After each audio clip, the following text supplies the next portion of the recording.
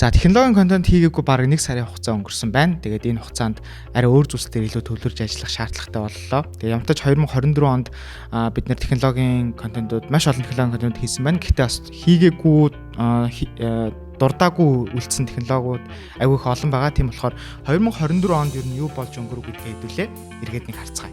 Түр хийж байгаагаар ямар ч энэ контентын спонсороор ажиллаж байгаа Intel компанид баярлалаа. Тэгээд та бүхэн Монголд сэтгүүл зүйн илүү зүгээр хөгжөхөд маш том хувь нэмэр оруулж байгаа шүү гэж хэлмээр байна. За ингээд бичлэгт орцгоо.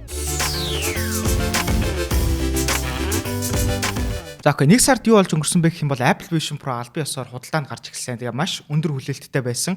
$3,500 үнэтэй гарна гэдэг нь үнийн хувьд амар олон асуудал дагуулж исэн. Хүн болгоны амны бай болсон. Тэгээд энэ бүтээгдэхүүнийг бид нарт бас туршиж үзэх боломж олцсон. Манай Unutech суугийн хамгийн өндөр үзэлттэй контент. Тэгээд та бүхэн Apple Vision Pro илүү дэлгэрэнгүй одоо мэдхийг хүсэх юм бол манай контентуудыг үзээрэй. Бас яагаад $3,500 үнэтэй байгаа вэ гэдгийг бас бид нар тайлбарласан байгаа.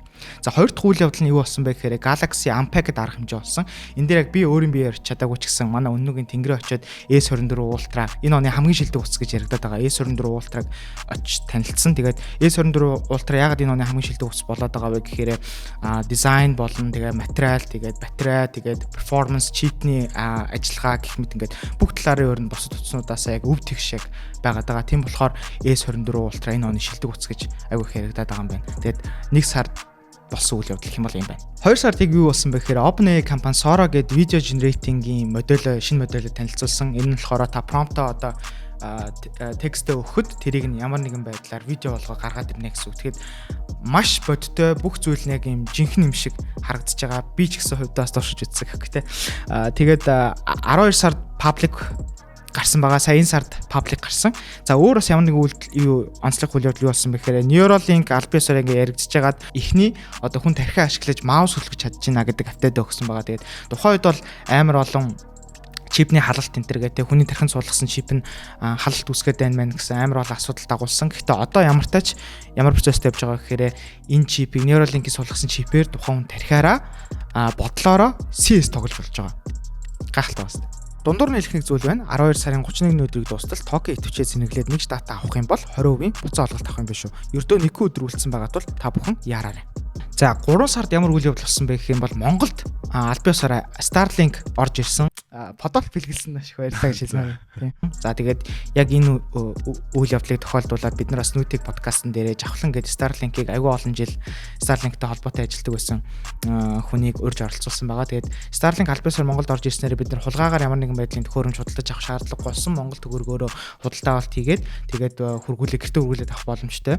За тэгээд дээрээс нь Starlink-тэй холбоотой Монголын дээгүүр нь хідэн хиймэл дагуул нисэж чинь боксондоо юу дагалдаж ирж байгаа гэдгийг бол бид нэр нэлээд сайн дэлгэрэнгүй контент болго гаргацсан байгаа. Хэрвээ та бүхэн үзэх хүсэх юм бол манай Unutech суугийн контент дотор байгаа шүү. За дараагийн онцлог үйл явдал юу болсон бэ гэхээр Nothing Phone 2A гэдэг утас гарч ирсэн. За дизайны хувьд ер нь дэлхийн анхаарлын төвд байсан утас гэдэг утгаараа бид нэр яг онцлог олгож контент хийсэн байгаа. Тэгээд бааж дуц гэхдээ перформанс нь яг үндэ таарсан гэж би удаа дүгнж байгаа. Маш одоо өндөр одоо тий $1000 ч юм уу тий утаснуудтай харьцуулахад бүх төрлийн фичерүүд нь агуулгдсан. Тэгээд маш хөнгөн байсан. Дизайн ч гэсэн маш ойлгомжтой, айгүй цэвэрхэн байсан. Тэгээд энэ талаар бас бид нарс контент хийсэн байгаа. Тэгэхээр Nothing Phone-ийн контентыг бас таад үзэж болно ш. 4 сард нэг онцлог зүйл юу болсон бэ гэхээр human AI pin гэж ярьдаг. Humans AI pin ч лээ. За би яг буруу дуудаж магадгүй. Тэгээ энэ технологи яг яаж дэлхийн анхаарлын төвд орсон бэ гэх юм бол дэлгэцийг ер нь халаад баг гар утсыг орлоно гэж амар өндөр амбицтай гарч ирсэн. Тэгээ ямар ч ингээд хүмүүс хэрлээд үүсгэхэд бол ажиллаж исэн. Гэхдээ нэгдүгээрт амар өндөр үнэтэй байсан. Хоёрдугаар сар болгон subscription төлөхөр байсан. За тэгээд үндэ таараагүй батарейны асуудал, тэгээд дотоод одоо хардверийн асуудал ч юм уу, тэгээд перформансын үзүүлэлт энэ төр айгу муу байсан болохоор энэ одоо компани нэр хүндэд бас жоохон муугаар нөлөөсөн.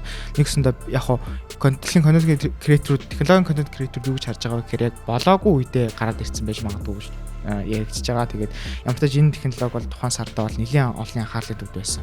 Хоёрт юу болсон бэ гэхээр sustainability гэж технологийн компаниуд авах ярьдаг те доктортой хөгжил ялангуяа Apple их ярьдаг. За тэр нь яг sustainability-тэй холбоотойгоор Монголд яг юу болсон бэхээр 4 сард Unitel Group байгаль орчин нийгмийн чиглэлд хийсэн ажлуудаа илүү одоо хэрэглэгчтэй ойр байдлаар интерактив байдлаар танилцуулсан байгаа. Тэгээд онлайнаар бүртгүүлсэн хүмүүстэй зориулж 1000 мод тарьсан байна. Тэгээ ийм одоо технологийн компаниудын sustainability чиглэлтэй холбоотой өөрсдөө үйл ажиллагаа болсон их танилцуулжээ.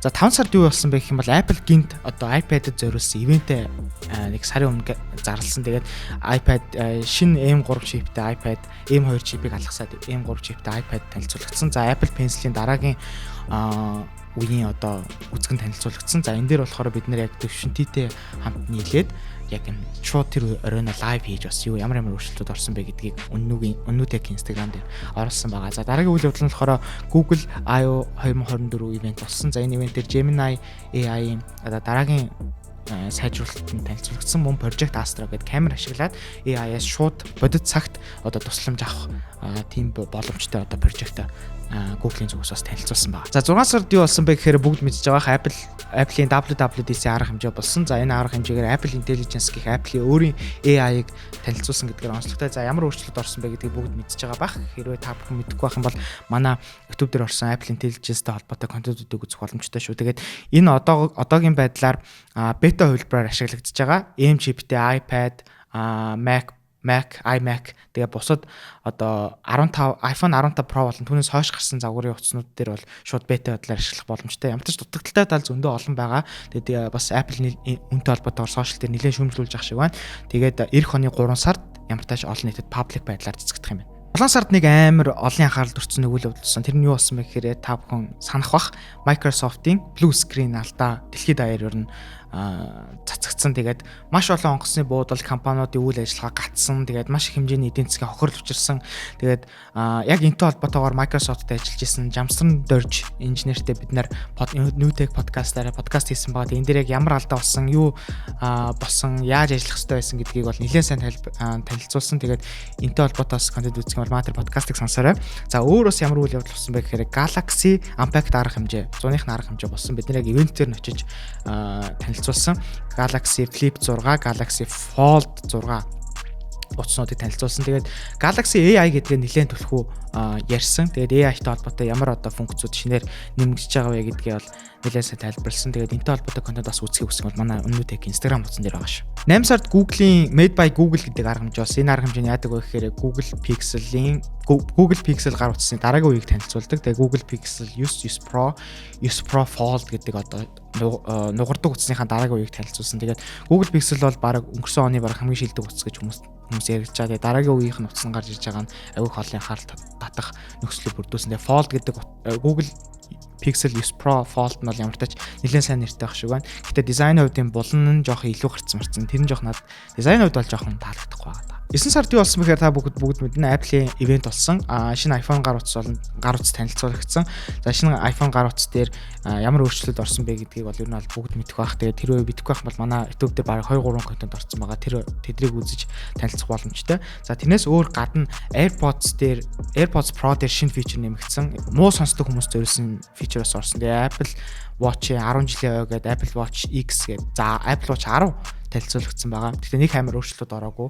Тэгээд 9 сард гэх юм бол цэвэр Apple-аар л амьсгалч тээ. 9 сард нэг юм дутуу үлдээсэн байна. Тэр нь юу гэхээр Meta-гийн ивент болсон. Тэр нь Meta өөрийн шинэ ухаалаг шилийг танилцуулсан. Тэгээд арай одоо Apple Vision Pro-гийн арай бааж төвлөр гэх юм уу да. Гэтэ ингээд үр дүн одоо нөлөөллийн хувьд бол баг ойролцоо гэж хэлж болно. Тэгээ энэ дээр холбоотой маш олон одоо тест хийж байгаа контент YouTube дээр та бүхэн сонирхоод үзээрэй. За 10 сард юу болсон бэ гэх юм бол та бүхэн мэдэх бах Tesla-гийн ивент болсон. Энэ дээр нөгөө нэг робот такси гэдэг жолоочгүй таксиг танилцуулсан. Тэгээд ирээдүйд энэ иймэрхүү такси явна гэдгийг ер нь бол Elon Musk-ийн vision-эл харуулж байгаа гэсэн үг. Тэгээд Tesla-гийн Optimus гэдэг нэг робот байдаг шүү дээ. Тэр робот бас ирээдүйд ямар болох вэ гэдгийг шууд харуулсан. Really? Yeah. Awesome. Гэтэ цаана бол тийм автомат биш зүгээр хүн яриадсан байлээ. Сошиал дээр шууд ингээ хүнтэй харьцаж байгаа бичлэгнүүд нэлээд аваад илүү амар бодиттой бараг найз шиг юм шиг шууд харилцан яриа үүсгэж яваад лээ. Тэр нь болохоор зүгээр ирээдүйд тийм болно гэдгийг харуулж байгаа. Тэрнээс бол яг ард нь бол тийм AI шууд ажиллаагүй юм байлээ. Зүгээр хүн хоолойг нь ууш яваадсан байл ш. За 10-11 сард хацангуй цөөхөн үйл явдал болсон болохоор би багцлаад аягүй тавч ярьчих гэж бодож байна. За 11 сард болохоор PlayStation 5 Pro загвар гарсан. За мөн Apple-ийн бас шинэ чиптэй Mac Mini тэгээ M4 чиптэй MacBook Pro зэрэг загварууд танилцуулагдсан. За 12 сард юу болсон бэ гэхээр OpenAI ChatGPT O3 гэдэг дараагийн үеийн модельоо танилцуулсан. Энэ нь болохоор илүү reasoning буюу одоо хариулахаас өмнө бодох чадвартай. Тэгээд дээрэс нь ер нь тодорхой салбаруудад бараг докторийн зэргийн төвшөнд ер нь хариулах чадвартай. Олон улсын кодингийн томоохон бодлогоодыг бол амар өндөр түвшний гүйцэтгэлтэй бодож чадж байгаа гэдгээр онцлог байгаа. За 2024 оны хувьд гэх юм бол нэг юм байна. Тэгээд би онцлог гэсэн яг хайлайт болсон зүйлсүүдийг нь л шууд тайлбарлаад та бүхэнд хүргэчлээ. Тэгээд энэ онд бидэнтэй хамт байсан та бүхэнд бас маш их баярлалаа. Бидний сүүлийн 1 сар хугацаанд ер нь бол суурь сайн бэлтгэх дээр ер нь төлхөө ажиллаа. Тэгээ одоо эх жил илүү хурдан, илүү чанартай технологийн контентуудаа хийгээд явна. За тэгээд би болохоор Өнөөдрийн community Reddit дээр авч явъя гэсэн төлөвлөгөөтэй байгаа. Тийм болохоор энэ description хэсгээр бид нэр өөрсдийн нээсэн байгаа Reddit-ээр оруулчих. Тэрэн дээр та бүхний бас үзэл бодол хэрэгэлсэн одоо аливаа технологи хэрэгэлсэн сэтгэлдлийг сонсоод тэрүүгээр нь бас контент хийгээд явна. Мөн бас гой технологийн бэлгүүдийг бас тэнд өгөх учраас та бүхэн одоо эртнээс манай Reddit дээр бүртгүүлээд яваарай. За тэгээд үүнээс гадна 2024 онд технологиг бас ойлгож дэмжиж ажилласан сэтгүүл зүгээс дэмжиж ажилласан бүх одоо спонсор байгууллагуудтай баярлалаа. Ялангуяа Intel компанид бас маш их баярлалаа гэж хэлмээр байна. Тэгээд хэдүүлээ эх хондоо уулзцгаая.